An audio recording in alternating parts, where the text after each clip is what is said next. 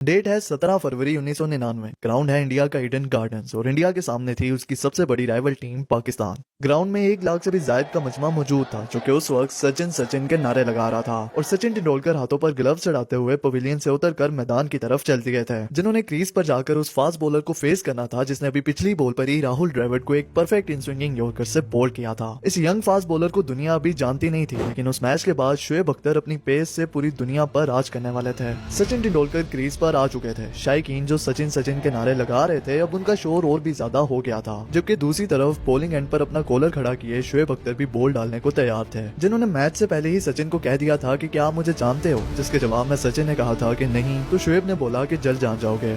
30 metre से भी लंबा रनअप लेकर जैसे ही शोएब अख्तर ने बॉल डाली तो वो बॉल भी एक इन स्विंगिंग यॉर्कर थी और सचिन तेंदुलकर आउट। और जहां अभी कुछ लम्हे पहले पूरे ग्राउंड पर सचिन के नारे लग रहे थे, वहां अब सिर्फ शोएब अख्तर की सेलिब्रेशन की आवाज गूंज रही थी। ये वो 2 डिलीवरीज बनी जिसने शोएब अख्तर को शोएब अख्तर की पहचान दी और जिसके बाद क्रिकेट को एक ऐसा फास्ट बॉलर मिला कि जिसकी पेस, जिसकी गैंगस्टर लुक्स और जिसके जैसा एग्रेशन किसी का भी नहीं था। जब वो बॉलिंग करवाता था तो बल्लेबाज नॉन स्ट्राइकिंग एंड पर ही खड़े होना पसंद करते थे, जिसने अपने प्राइम में बड़े बड़े बल्लेबाजों को डरा कर रखा हुआ था। आज जब भी पेस की बात होती है तो वहाँ शोएब अख्तर का नाम सबसे पहले लिया जाता है।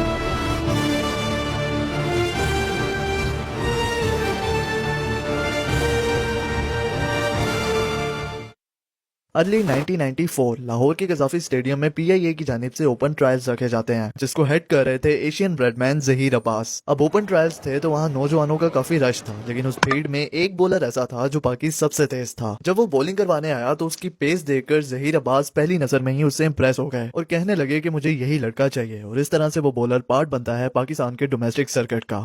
लेकिन ये ट्रेड शोएब अख्तर की नेचुरल नहीं थी। बचपन में तो वो एक नॉर्मल बच्चे भी नहीं थे, उन्हें नीज की प्रॉब्लम थी, वो फ्लैट फुटेड थे और उन्हें काली खांसी भी थी। वो तो इतने वीक थे बचपन में कि सबको लगता था कि वो ज्यादा देर सर्वाइव ही नहीं कर पाएंगे, लेकिन कौन जानता था कि ये बीमार बच्चा आगे जाकर दुनिया का सबसे तेज बॉलर बनने वाला था। शोएब अख्तर डोमेस्टिक सर्किट का पार्ट तो बन गए, लेकिन वहाँ उनके लिए चीजें बिल्कुल भी आसान नहीं थी। तकरीबन 2 साल वो पीआईए की टीम के साथ जुड़े रहे, जहाँ टीम का सबसे तेज बॉलर होने के बावजूद भी उन्हें एक बार भी प्लेइंग 11 का पार्ट नहीं बनाया गया। 2 साल गुजरने के बाद भी जब हालात चेंज ना हुए तो शोएब अख्तर अपना पीआईए के साथ किया हुआ कॉन्ट्रैक्ट कैंसिल करके कराची से वापस रावलपिंडी आ गए। लेकिन शोएब के लिए चीजें चेंज हुई साल 1996 में, जब वो agricultural development bank of Pakistan की टीम का पार्ट बने। वहाँ पहला सीजन ही खेलकर शोएब 75 विकेट्स ले लेते हैं। उस 1 साल के अंदर ही अपनी स्पीड और परफॉर्मेंसेस के दम पर उन्होंने अपनी image as a rising star बना ली थी। तो ऐसे में कोई हैरानी की बात नहीं थी कि वो सिलेक्टर्स की नजरों में आ जाते हैं, और ऐसा ही हुआ। वो माजिद खान की नजरों में आ गए, जो कि उस टाइम के पीसीबी के सीईओ थे। उन्हीं के कहने पर शोएब अख्तर को पाकिस्तान ए के दौरा इंग्लैंड के स्क्वाड का पार्ट बना लिया गया। शोएब ने दौरा इंग्लैंड में अच्छी परफॉर्मेंस दिखाई, जिसकी बिना पर उन्हें खबर मिली कि पाकिस्तान की अगली सीरीज जो कि इंडिया के खिलाफ टोरंटो में खेली जानी थी, उसमें उन्हें नेशनल टीम का पार्ट बना लिया गया है। लेकिन उस टूर के स्टार्ट होने से पहले टीम के मैनेजर शोएब अख्तर की बोर्ड को कंप्लेन कर देते हैं कि दौरा इंग्लैंड के दौरान वो बिना बताए टीम को छोड़कर नाइट आउट के लिए चले गए थे, जिसकी वजह से पीसीबी उन्हें इंडिया के अगेंस्ट सीरीज में ड्रॉप कर देता है। और इस तरह शोएब अख्तर का डेब्यू जो 1996 में होना था वो अब होता है 1997 में against West Indies. West Indies 3 test matches के लिए पाकिस्तान के टूर पर थी, जहां सीरीज के दूसरे मैच में शोएब अख्तर को डेब्यू का मौका मिला।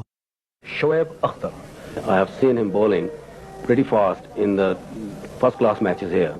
अपने डेब्यू में तो वो सिर्फ 2 विकेट्स ही ले सके, लेकिन उनकी तेज रफ्तार बॉलिंग को देखकर टीम के कोच हारून रशीद उनसे काफी इंप्रेस हो गए थे। लेकिन जब टीम में वसीम अकरम और वकार यूनस जैसे बॉलर्स मौजूद हों तो वहाँ शोएब अख्तर के लिए अपनी जगह बनाना आसान काम नहीं था। तो उन्हें इस सीरीज के बाद आगे शारजा में होने वाले टूर्नामेंट सिंगर चैंपियंस ट्रॉफी के लिए ड्रॉप कर दिया गया।